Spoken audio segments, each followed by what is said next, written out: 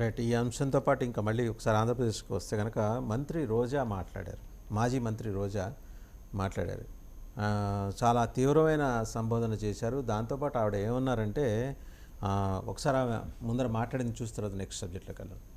రోజా ఏం మాట్లాడారు?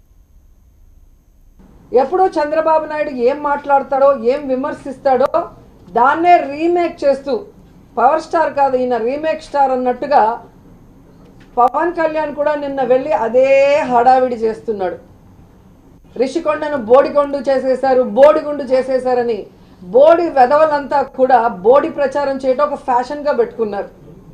నిన్న వెళ్ళాడు, కారెక్కి అరిశాడు, గోడలు దూకాడు, హడావిడి చేశాడు.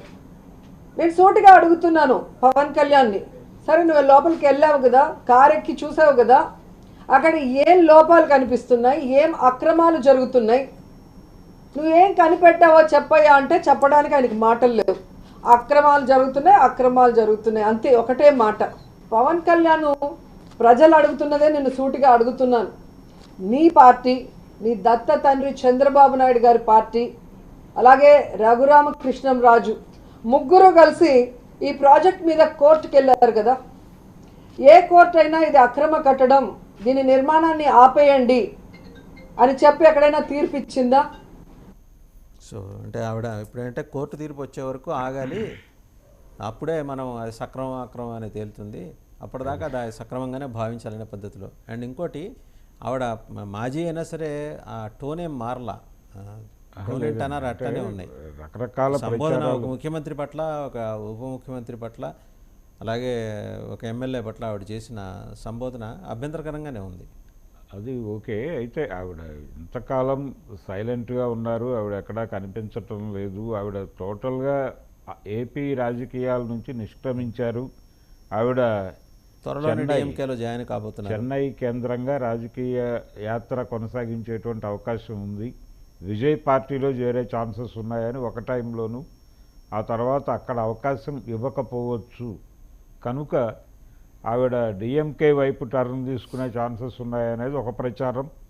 ఇలా జరుగుతున్నటువంటి సమయంలో సడన్గా ఆవిడ నేనున్నాను, నేను ఉంటాను, నేను వైసీపీతోనే ఉన్నాను, నేను ఎక్కడికి పోలేదు, నేను ఏపీ రాజకీయ క్షేత్రంలోనే ఉన్నాను అని చెప్పడం ద్వారా ఒక కన్ఫ్యూజన్కి, అంటే రకరకాల స్పెక్యులేటివ్ స్టోరీస్, రోజా కేంద్రంగా అనేక స్పెక్యులేటివ్ స్టోరీస్ కల్పించేటువంటి ఒక అవకాశాన్ని ఆవిడ ఇప్పుడు తోసిపుచ్చారు. ఆవిడ అక్కర్లేదు నేను ఉంటానంటే రెగ్యులర్గా పబ్లిక్ ముందుకు వస్తాను నేను అనేది ఇప్పుడు ఎస్టాబ్లిష్ చేశారు ఆవిడ. సో ఆ మేరకు తన ఉనికిని చాటినందుకు ఆవిడకి థ్యాంక్స్ చెప్పాలి అందరూ. అంటే ఫర్దర్గా ఆవిడ మీద ఇంకా స్పెక్యులేటివ్ స్టోరీస్ ఉండవు. ఆవిడ రాష్ట్రం వదిలి వెళ్ళిపోయారని, ఇంకెక్కడికో వెళ్ళిపోతున్నారని ఆ రకమైన ఊహాగానాలు లేవిక ఆవిడ స్టేట్ పాలిటిక్స్లో యాక్టివ్గా పాల్గొనేటువంటి ఛాన్స్ ఉంది. వైసీపీతోనే ఉంటాను అంటే వేరే చోటకి మారే ఛాన్స్ లేదు ఆవిడకి. ఆవిడ మోపిదేవి వెంకటరమణ గారి లాగానో లేకపోతే మస్తాన్ రావు గారి లాగానో తిరిగి టీడీపీలోకి వెళ్ళేటువంటి ఛాన్స్ అయితే డెఫినెట్గా లేదు. అక్కడ తలుపులు మూసేశారు అనేది క్లారిటీ వచ్చిన తర్వాత ఆవిడ తన ఉనికి చాటుకుంటూ రాజకీయాల్లోనే ఉండాలి అనేది అయితే ఆవిడ బలంగా భావిస్తున్న విషయం మనకు అర్థమైపోయింది.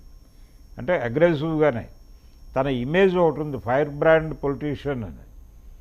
ఈ ఫైర్ బ్రాండ్ పొలిటీషియన్ లేదు ఇప్పటిదాకా. అంటే వైఎస్ఆర్సీపీ నుంచి మాట్లాడే వాళ్ళలో ఇప్పుడు ఆయన ఒకడే మాట్లాడుతున్నాడు, నాని పేరుని నాని ఒకడే బలంగా మాట్లాడుతున్నాడు, కొద్దో గొప్ప అంబటి రాంబాబు మాట్లాడుతున్నాడు. ఇప్పుడు వాళ్ళకి తోడు ఇంకొక వాయిస్ కావాలి వాళ్ళకి. ఆ వ్యాక్యూమ్లోకి ఇప్పుడు రోజా ఎమర్జ్ అవుతోంది అనేది కనిపిస్తోంది. ఈవిడ ఎమర్జ్ అయితే చాలా సెన్సేషన్స్, అంటే ఈవిడ ఒక చిన్న డైవర్షన్ స్కీమ్లో భాగంగా చాలా వివాదాలు రైజ్ చేసేటువంటి ఛాన్సెస్ ఉన్నాయి. తను ఇప్పుడు మాట్లాడినట్టే, ఇప్పుడు మనం విన్నటువంటి బయటలో ఆవిడ మాట్లాడిన ధోరణిలోనే కొనసాగితే ఇంకొంచెం ఇది చాలా తక్కువ ఆవిడ స్థాయికి. ఆవిడ ఇంటెన్సిటీ ఆ స్థాయిలో మాట్లాడాలి, ఆ స్థాయికి తక్కువే ఇది. ఆవిడ పూర్తి ఫామ్లోకి వచ్చేస్తే totally she did not give up. అది లేదు, గివప్ లేదు, ఆవిడ వచ్చేశారు. అంటే రకరకాల ప్రయత్నాలు చేసి ఉండొచ్చు. ఈ ప్రయత్నాలన్నీ కుదరక ఆవిడ తిరిగి ఎక్కడ పోగొట్టుకున్నామో అక్కడే ఎత్తుక్కుందాం. వెతుక్కుందాం అనేటువంటి మూడ్తో వచ్చేసారు ఆవిడ. ఆ ప్రయత్నం బలంగా చేస్తున్నట్టుగా కనిపిస్తోంది. ఇది ఫుల్ ఫామ్లో వస్తే ఆవిడ ఇంకా అగ్రెసివ్ మాటలు వస్తాయి. వచ్చినప్పుడు see అనేక in the- controversies. Let us see ఇంకా ఎలాంటి డెవలప్మెంట్స్ జరగబోతున్నాయో. థ్యాంక్ యూ భరద్వాజ్ గారు. సో చూసాం కదా భరద్వాజ్ గారు చెప్పిన స్పృశించిన 4-5 అంశాల్లో కూడా కాదంబరి జత్వాని ఆల్రెడీ కొంత ఇన్ఫర్మేషన్ విజయవాడ పోలీస్ కమిషనర్ ఆఫీస్లో ప్రత్యేక